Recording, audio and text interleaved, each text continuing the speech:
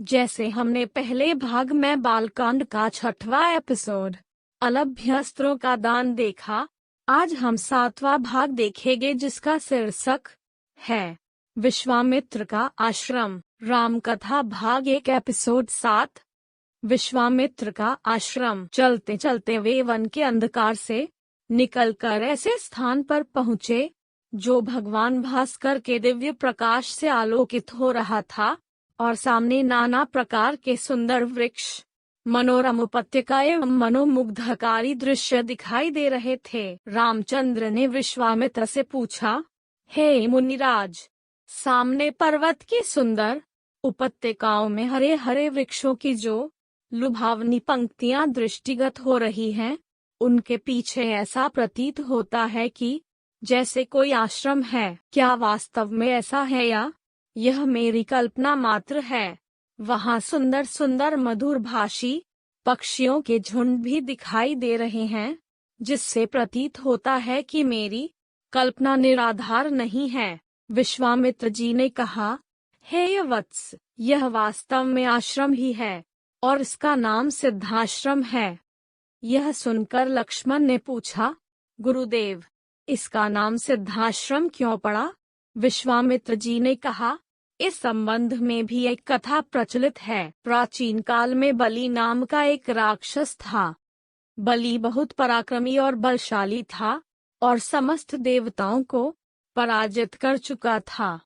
एक बार उसी बलि ने यहाँ पर एक महान यज्ञ का अनुष्ठान किया था।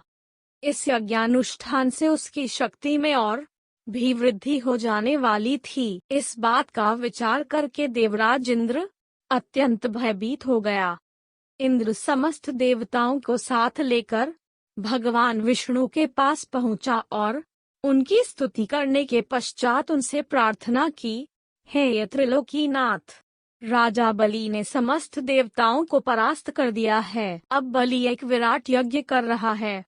वह महादानी और उदार हृदय राक्षस है। उसके द्वार से कोई भी याचक खाली हाथ नहीं लौटता।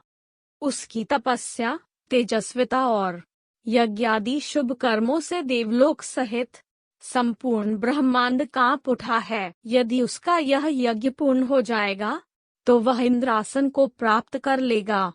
इंद्रासन पर किसी राक्षस का अधिकार होना सुरों की परंपरा के विरुद्ध है।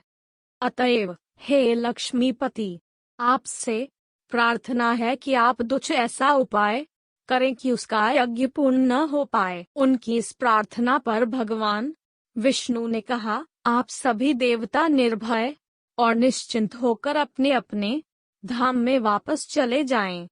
आप लोगों का मनोरथ पूर्ण करने के लिए मैं शीघ्र ही उपाय करूंगा। देवताओं के चले जाने के बाद भगवान विष्णु वामन बौने का रूप धारण करके वहां पहुँचे जहां पर बलि यज्ञ कर रहा था।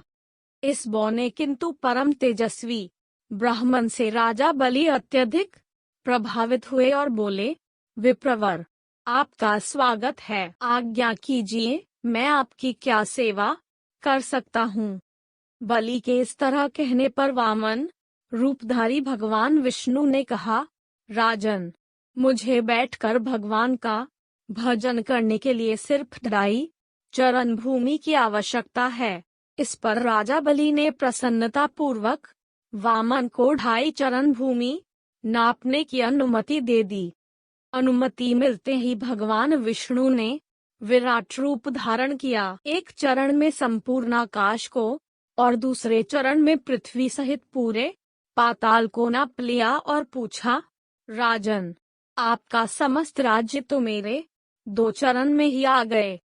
अब शेष आधा चरण से मैं क्या नापूं? बलि के द्वार से कभी भी कोई याचक खाली हाथ नहीं गया था। बलि इस याचक को भी निराश नहीं लौटने देना चाहता था। उसने कहा, हे ब्राह्मण, अभी मेरा शरीर बाकी है। आप मेरे इस शरीर पर अपना आधा चरण रख दीजिए। इस पर भगवान विष्णु ने बलि को भी अपने आधे चरण में नाप लिया। बलि का यह दान इतना महान था कि बलिदान के नाम से विख्यात हो गया। भगवान विष्णु ने बलि की दानशीलता से प्रसन्न हुए। उसे वरदान दिया कि यह स्थान सदा पवित्र माना जाएगा, सिद्धाश्रम कहलाएगा और यहाँ तपस्या करने वाले को शीघ्र ही समस्त सिद्धियाँ प्राप्त होंगी। उसी समय से यह स्थान सिद्धाश्रम के नाम से विख्यात है और बहुत से ऋषि मुनि यहाँ तपस्या करके मुक्ति लाभ करते हैं। मेरा स्वयं का आश्रम भी इसी स्थान पर है। मैं यहीं बैठकर अपना यज्ञ संपन्न करना चाहता हूँ। जब जब मैंने यज्ञ प्रारंभ किया, तब तब राक्षसों ने उसमें बाधा डाली है और उसे कभी पूर्ण नहीं होने दिया। अब तुम आ गए हो और मैं निश्चिंत होकर यज्ञ पूरा कर सकूंगा। इस प्रकार की बातें करते हुए विश्वामित्र ने राम और लक्ष्मण के साथ अपने आश्रम में पदार्पण किया।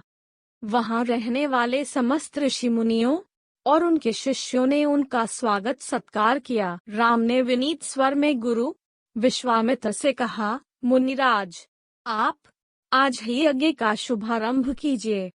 मैं आपको विश्वास दिलाता हूँ कि मैं आपके यज्ञ की रक्षा करते हुए इस पवित्र प्रदेश को राक्षसों से मुक्त कर दूंगा। राम के इन वचनों को सुनकर विश्वामित्र यज्ञ सामग्री एकत्रित करने में जुट गए। कथा समाप्त। हम इस तरह के और भी भाग लाएंगे, तो वो देखने के लिए लाइक शेयर सब्सक्राइब करें। कमेंट बॉक्स में जय श्री राम लिखना न भूलें। तो बोलो जय श्री राम।